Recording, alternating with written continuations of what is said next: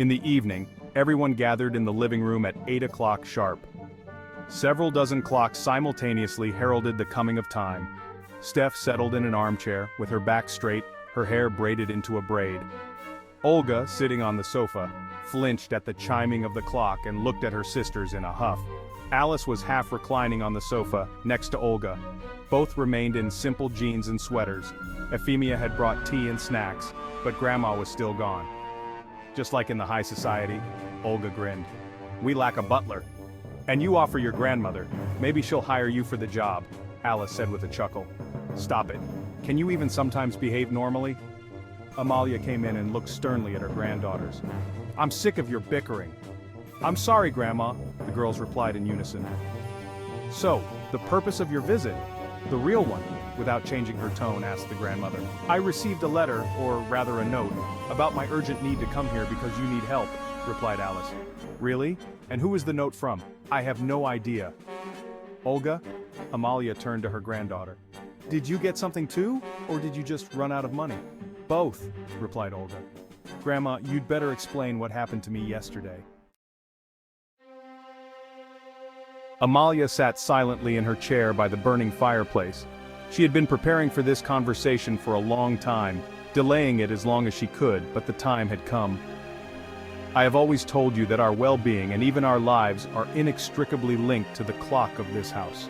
Every clock, every alarm clock in this house has magical properties, just like you and me. It's a gift passed down through generations. My children got nothing, and I couldn't keep it safe. But you did. Your gift was dormant, or should I say, until a certain point you couldn't use it. I got that gift, time management, from my grandmother. I had no sisters, so all the power went to me. In your case, it was divided. When you were very young, your power manifested itself, and you didn't know how to control it, so FEMA did a little magic and sealed your powers. You, Alice, have chronomancy and foresight and can rewind time to a certain point. Chronomancy is the manipulation of time. You can slow down time around you, thus reacting faster to attacks. You can use your gift to see a person's past and future. Olga, this is a special case. You can travel through time. For example, you can go back in time and change something. That's the most dangerous gift. Changing the past is a huge responsibility. And you can also slow down aging. Believe me, it's a wonderful gift. And the youngest is Stephanie. She has the gift of freezing time, creating time teleporters. And to manipulate time, that is, to slow it down or speed it up. These gifts can also be called a curse because it's a huge responsibility and a heavy burden. Amalia was silent again, memories flooding back to her. She remembered her husband, her children, her love, and her enemy at the same time. All her life she had worked hard for her family, protecting and defending them. With her powers she could and did things that to the average person would seem scary or desirable, but she also paid a high price. The worst thing for any mother is to outlive her children. For years she had protected her granddaughters, but now her time had come. Amalia felt the moments of her time running out inexorably. Her enemy stepped out of the shadows. "I'm going to die soon, but don't get all weepy and hysterical. It's just my time." The woman spoke calmly. Her face had lost its former sternness, just an ordinary old woman. "I will try to teach you how to control your gift. You will face a battle, the outcome of which cannot be predicted now, but you must be prepared, Anton. That's the name of the man who sent you the notes, my friend and my enemy. We've known each other for years, since we were young. My grandmother was a witch, and he was her apprentice. He learned a lot from her, had his own abilities and developed them successfully. Don't be embarrassed by his age. He's a powerful sorcerer. In theory, my gift and yours can be taken away by force or given voluntarily. There are various rites for this purpose, so Anton always wanted to take away my gift, but while my grandmother was alive, he feared for his skin, and then the strength was not enough. Alas, the years do not spare even the one who can control time. I've lost strength, but he's gained it. What is our relationship? We loved each other once, a long time ago. Then I met your grandfather, and then I always made decisions with a sober head, without the haze of love. Love is a good feeling, but sometimes, this feeling prevents sober thinking. You start to make mistakes that lead only to problems. After my death, Anton will definitely try to take away your gift and destroy you. This is a valuable gift. Not every experienced sorcerer can tame such power. Your task is to learn how to control the gift." Amalia looked silently at her dumbfounded granddaughters and realized that this was not easy for them to accept. It was a pity to part with them, a pity that she could not protect them any longer. Now her granddaughters will have to learn to work together. "Grandma, what if we don't succeed?" Alice asked. "Then you will die. This gift binds you three together forever," replied Amalia. "Fema will help us. Now it's time for dinner." Euphemia brought hot food into the dining room where the inhabitants of the house were seated. The overhead light was off, candles burned on the table, and a bat stood on the sideboard. In recent years, Amalia had preferred living light to artificial light. "It's delicious!" Stefa praised the meat. "It melts in your mouth." Olga nodded in agreement and Alice cringed. "I wonder if it was you, Stefa, who made the menu. You know very well I don't eat meat," Alice said with offense. "I made the menu and I forgot about your quirk," Amalia replied.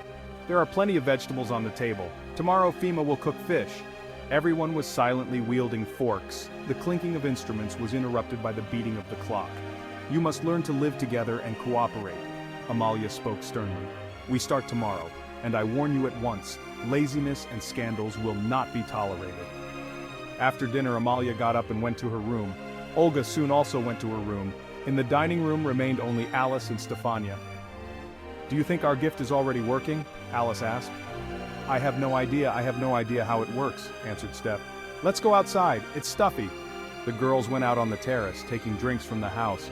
The light was not lit, they took a kerosene lamp.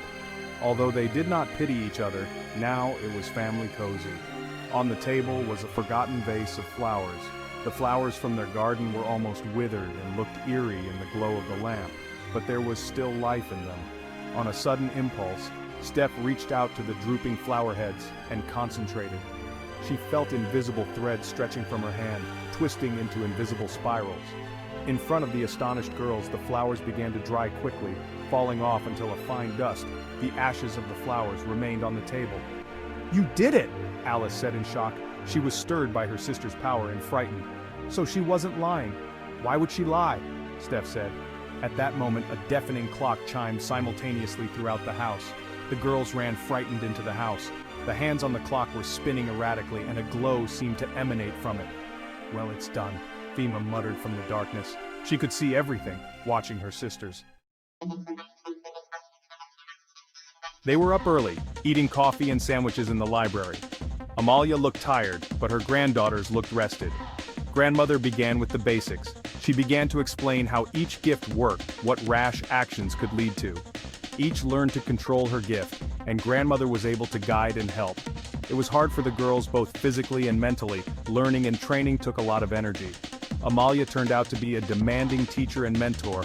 For the slightest mistake she severely punished. "I have no strength." Olga collapsed on the sofa in the living room, her hands shaking from the strain. "I told you to learn to relax," Alice said, sitting down. "Girls, it's hard on all of us." Steph sighed. Her gift was the most difficult and capricious to control. "Right, but it's hardest on you." Alice shook her head. "You can change the past and the future, but you're holding on." "The aftermath," Steffa reminded her. "I remember." "I wonder if you can't give up the gift," Olga suddenly asked. "No," Amalia said.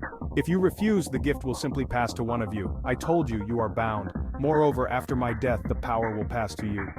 "Grandma, I hope you live a long time," Steph said. "Thank you, baby, but alas, I will not." Over the past weeks, the girls had made great progress and had grown closer to each other. But Amalia had lost a lot of energy, and it seemed that with the success of her granddaughters, her strength was draining away like water. That evening, Amalia looked into the future for a few seconds. Around 10, the house fell asleep. Except for the loud ticking of the clock, there was silence. It would be soon. She settled herself in the library in languid anticipation. "Good evening," came a quiet, ingratiating voice behind her. "Hello, Anton, I've been waiting," the man stated the fact. He was a tall, trim man of about 60 years of age, dressed in a dark suit and holding a cane. He sat down uninvited in the chair opposite the lady of the house. In the candlelight, Amalia looked younger. "You wouldn't dare in my house," Amalia said quietly. "For the last time I ask, will you give it back?" Anton asked in her tone. "No, I'm sorry." Anton opened his palm and blew. A little sparkling dust flew around the woman. She took a breath and realized it was the end. Along with the last minutes, she felt the gift leaving her. Only if her girls would make it through. Those were her last thoughts of her granddaughters. Anton looked at his former lover with regret and some squeamishness. Amalia sat in her favorite chair in the library. No one was aware of his presence in the house. The floor clock had just struck midnight. Amalia, I wish you had given me your gift yourself, Anton said quietly. He took the last moments of her time and watched the life drain out of her. He kissed her hand lightly and closed her eyes, staring into eternity. Goodbye. Anton left the way he came, which the sisters had no idea about. Early in the morning, Steph went to her grandmother's library as she was getting up early enough and found the already cold body. The girl was petrified of grief for the first few seconds, but pulled herself together and called out to everyone. Stephanie, dressed in a black silk dress, looked at the people who had come to honor her grandmother's memory. Her sisters, dressed in black dresses, didn't look upset. The girl guessed what her relatives were thinking, but all later, after the funeral. The coffin made of natural wood was placed in a large living room, all the mirrors in the house draped with black cloth. There was a suffocating smell of white lilies. Amalia was very fond of white lilies during her lifetime. It was as if all the clocks had turned down their sound and were barely audibly counting down the minutes. All the clocks went on except one, an antique desk clock that always stood in the deceased's room. At the hour of her death, it had stopped. Among those who came to say goodbye, Stefania looked out for him, her grandmother's enemy. She was sure he would come and not miss Amalia's funeral. In recent weeks, Steph had learned a lot about time and how to manipulate it. Time is indeed a powerful magical tool in skillful hands, though the girl herself felt she still had much to learn. Besides, her sisters worried her a lot. No, after reading her grandmother's letter, they did not become friendlier, rather the opposite. Her sweet sisters are up to something and she needs to find out their plans sooner rather than later. In the meantime, there was time. Stephanie went to her grandmother's coffin to say goodbye. She wanted to spend her last moments alone with her grandmother, but unfortunately that's not feasible. Goodbye, Grandma, we'll see each other someday, whispered the girl, wiping away a tear. Somewhere in the back of the house, the clock struck noon. Changes were coming soon.